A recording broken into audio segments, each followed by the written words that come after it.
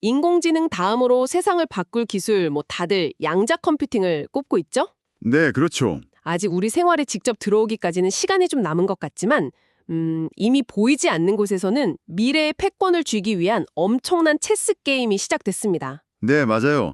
마치 그 체스판 위의 선수들처럼 각 기업들이 저마다 다른 오프닝 전략을 들고 나왔어요. 아, 오프닝 전략이요? 네, 중앙을 아주 단단히 잡고 가려는 선수가 있는가 하면 초반부터 빠른 기물 전개로 상대를 막 흔들려는 선수도 있죠. 그래서 오늘은 바로 그 체스판의 핵심 선수 3명을 좀 집중적으로 들여다보려고 합니다. 흥미롭네요. 이번 시간의 목표는 어떤 주식이 좋다 이런 걸 맞추는 게 아닙니다. 그건 아니죠. 그보다는 각 선수가 어떤 철학을 가지고 이 게임에 임하고 있는지, 그들의 수가 어떻게 다른지, 그리고 그 차이가 어떤 미래를 만들어낼지를 함께 읽어보는 거죠. 네, 그게 중요하죠. 정확성, 속도, 그리고 실용성, 이 3가지 키워드를 나침반 삼아서 양자 컴퓨팅이라는 미지의 세계를 한번 탐험해 보겠습니다.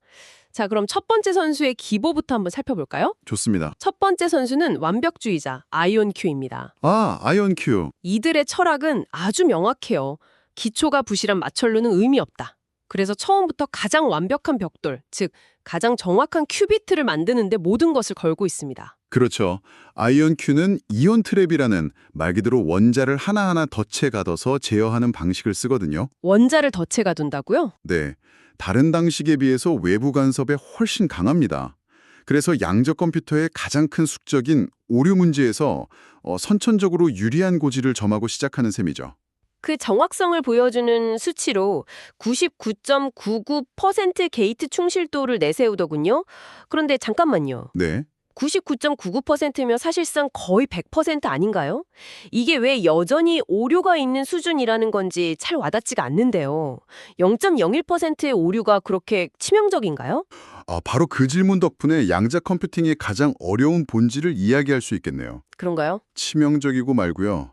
양자 상태라는 게 바람막혀 촛불처럼 극도로 예민해서 연산을 한 번 할 때마다 0.01%, 즉 10,000번에 한 번꼴로 오류가 난다는 뜻입니다. 10,000번에 한 번. 네. 간단한 계산이라면 괜찮겠지만 의미 있는 문제를 풀려면 수백만, 수십억 번의 연산을 해야 하거든요. 아, 그때마다 이 0.01%의 오류가 복리로 쌓인다고 한번 생각해 보세요. 최종 결과는 완전히 쓰레기 값이 되어버리는 거죠. 이걸 결어근남이라고 부릅니다. 그러니까 첫 단추를 잘못 끼우면 마지막엔 옷을 아예 입을 수 없게 되는 거랑 비슷하군요. 맞습니다. 그래서 아이온큐가 처음부터 완벽한 단추를 만드는 데 집착하는 거고요. 정확히 보셨습니다. 그리고 이들의 야망은 단순히 좋은 부품을 만드는 데서 그치지 않아요. 더 있나요? 최종 목표는 양자 컴퓨팅의 엔비디아가 되는 겁니다. 엔비디아요? 네, 엔비디아가 GPU라는 하드웨어랑 큐다라는 플랫폼으로 AI 생태계를 장악한 것처럼 아이온큐도 자신들의 완벽한 이온 트랩 큐비트를 중심으로 소프트웨어, 네트워킹까지 모두 아우르는 거대한 제국을 건설하려는 거죠. 실제로 그 제국을 건설하기 위해서 여러 회사를 인수하고 있다고 들었습니다. 광자 상호 연결이니 양자 센서니 하는 좀 어려운 이름들이 있던데 이게 그들의 큰 그림에서 어떤 역할을 하는 건가요? 좋은 질문입니다. 그건 제국의 영토를 확장하는 작업이라고 보시면 돼요. 영토 확장이요? 광자 상호 연결 기술은 큐비트들을 빛으로 연결하는 일종의 양자 컴퓨터용 초고속 광 케이블입니다. 이걸로 여러 개의 양자 컴퓨터 칩을 하나처럼 묶을 수 있죠. 아하. 양자 센서는 주변 환경을 원자 단위까지 정밀하게 측정하는 기술이고요. 심지어 우주에서 양자 데이터를 주고받는 회사까지 인수했는데 이건 미래의 양자 인터넷을 염두에 둔 포석입니다. 와, 그림이 정말 크네요. 그렇죠. 가장 정확한 하드웨어를 중심으로 연결하고 측정하고 전송하는 모든 기술을 선점하겠다는 겁니다. 하드웨어의 정확성을 한계까지 끌어올린 다음 그래도 남는 오류는 소프트웨어로 잡겠다는 아이디어도 참 흥미롭습니다. 클리포드 노이즈 감소라는 기술이 있다고요? 네, 바로 그 지점이 아이온큐가 얼마나 영리한 완벽주의자인지를 보여주는 대목이죠. 99.99%라는 물리적 한계에 부딪히자 이제는 소프트웨어라는 또 다른 무기를 꺼내든 겁니다. 하드웨어의 성능을 쥐어짜는 동시에 소프트웨어 알고리즘으로 계산 과정에서 발생하는 잡음을 예측하고 보정해서 실질적인 정확도를 99.999% 이상으로 끌어올리겠다는 전략이죠. 대단하네요. 양자 컴퓨팅이 하드웨어와 소프트웨어가 결합된 종합 예술이라는 걸 가장 잘 이해하고 있는 선수라고 할 수 있습니다. 아이온큐가 이렇게 완벽한 첫 수를 두면서 중앙을 단단히 장악하려 할 때 두 번째 선수인 리게티 컴퓨팅은 완전히 다른 기보를 들고 나왔습니다. 네, 정반대죠. 체스의 블리츠처럼 압도적인 속도로 상대를 정신없게 만들겠다는 거죠. 아이온큐와는 그야말로 철학 자체가 다릅니다. 일단 가장 빠른 말을 가지고 경주를 시작하면 달리면서 자세를 교정해도 늦지 않는다. 이런 생각이죠. 아니, 그런데 그 속도 차이가 어느 정도인가요? 자료를 보니까 초전도 큐비트라는 방식을 쓴다는데 아이온큐의 이온 트랩보다 약 10,000배 빠를 수도 있다고요? 네, 그럴 수 있습니다. 10,000배요? 잠시만요. 10,000배요? 그 정도면 정확도가 좀 떨어져도 그냥 압도적인 것 아닌가요? 아이온큐가 1년 걸릴 계산을 리게티는 1시간 안에 끝내버릴 수도 있다는 얘기잖아요. 바로 그 점이 리게티가 던진 승부수입니다. 아... 현재 게이트 충실도는 99.5% 수준으로 아이온큐에 비해서 낮습니다. 연산을 200번 할 때마다 한 번씩 오류가 나는 셈이니 복잡한 계산에는 아직 무리가 있죠. 그렇겠네요. 하지만 리게티의 주장은 이겁니다. 정확도가 100%가 될 때까지 기다리는 동안 우리는 압도적인 속도를 활용해서 지금 당장 풀 수 있는 문제부터 풀겠다. 아, 지금 당장? 네. 약물개괄이나 재료과학 분야의 시뮬레이션처럼 수많은 경우의 수를 빠르게 탐색하는 게 중요한 문제들에서는 이 속도가 엄청난 무기가 될 수 있다는 거죠. 속도를 먼저 확보한 뒤 정확도는 점차 개선해라 가겠다는 로드맵도 아주 구체적이더군요. 네, 그렇죠. 2027년까지 1,000개 이상의 큐비트를 가진 시스템을 만들고 충실도도 99.8%까지 끌어올리겠다고요. 이건 그냥 희망사항이 아니라 자신감의 표현으로 보이는데요. 네, 그리고 그 자신감의 근거를 시장에서 직접 증명해 보이고 있습니다. 오, 상업적인 성과가 있군요. 네. 최근 노베라라는 자신들의 시스템에 대해 570만 달러 규모의 주문을 받았고요. 미군군 연구소와도 580만 달러짜리 계약을 맺었습니다. 와, 실험실에만 머무는 게 아니라 실제 고객에게 돈을 받고 시스템을 팔기 시작했다는 건 이들의 기술이 상업적 가치를 인정받고 있다는 강력한 신호입니다. 이게 참 어려운 문제네요. 진행자님이라면 어디에 베팅하시겠어요? 거의 완벽에 가깝지만 아주 느린 기술, 아니면 번개처럼 빠르지만 실수가 잦은 기술, 둘 중 하나를 골라야 한다면요. 하하, 정말 어려운 질문이네요. 그게 바로 이 양자 컴퓨팅 경쟁의 핵심적인 딜레마를 보여줍니다. 그렇죠.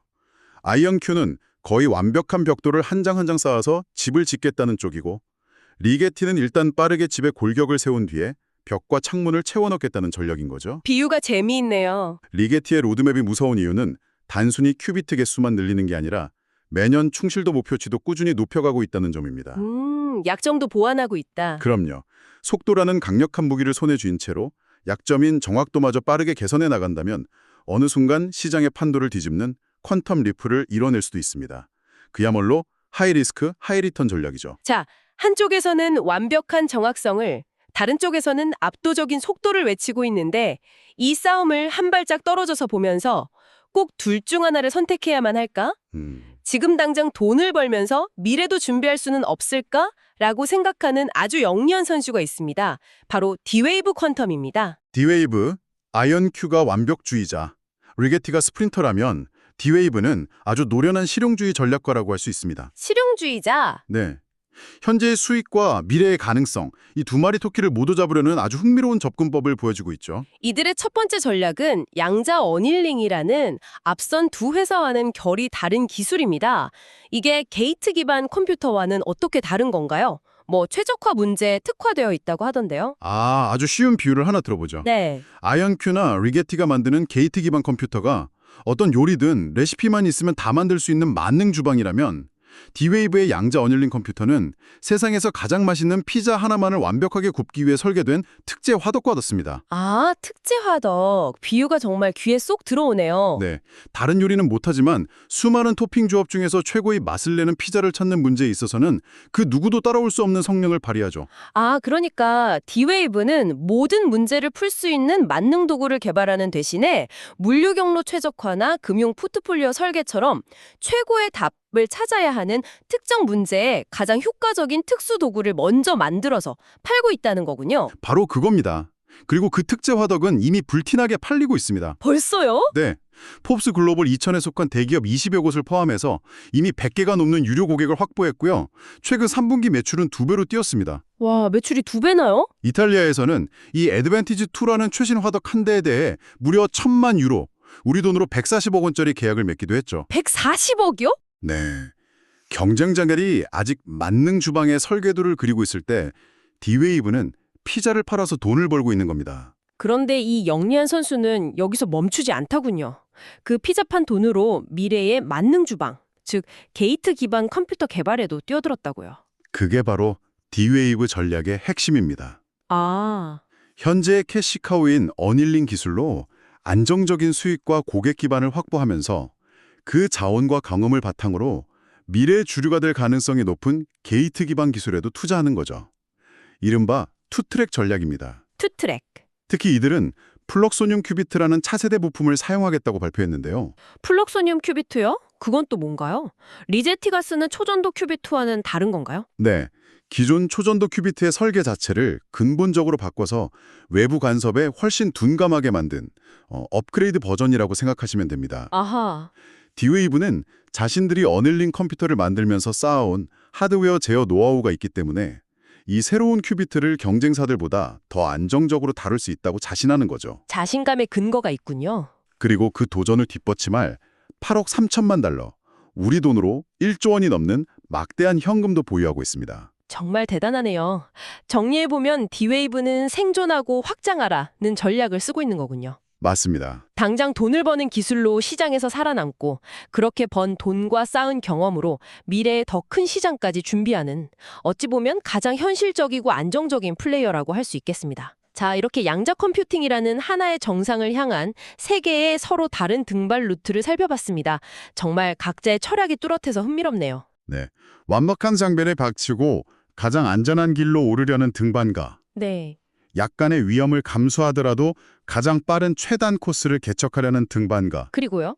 그리고 일단 중간 베이스 캠프에 확실한 거점을 마련한 뒤에 정상 공격을 노리는 등반가가 있는 셈이죠. 첫 번째, 아이온큐는 정확성이라는 가장 단단한 암벽화를 신고 하드웨어부터 생태계까지 모든 것을 완벽하게 준비해서 전공법으로 오르려는 완벽주의자였습니다. 최고의 엔진을 만든 뒤에 그 엔진에 맞는 최고의 차체와 운영체제까지 모두 직접 만들겠다는 야심이죠. 두 번째, 리게티는 속도라는 강력한 추진 로켓을 등에 업고 먼저 고지를 점령한 뒤 약점을 보완하려는 스프린터였고요. 일단 누구보다 빨리 달릴 수 있는 다리를 만든 다름 달리면서 균형 감각과 지구력을 키우겠다는 과감한 배팅입니다. 마지막으로 D-Wave는 특화된 기술로 현재의 시장을 장악하며 수익을 내고 그 힘을 바탕으로 미래의 범용 기술까지 준비하는 노련한 실용주의자였습니다. 어떤 루트가 가장 먼저 정상에 깃발을 꽂게 될지는 아직 아무도 모릅니다. 그렇죠.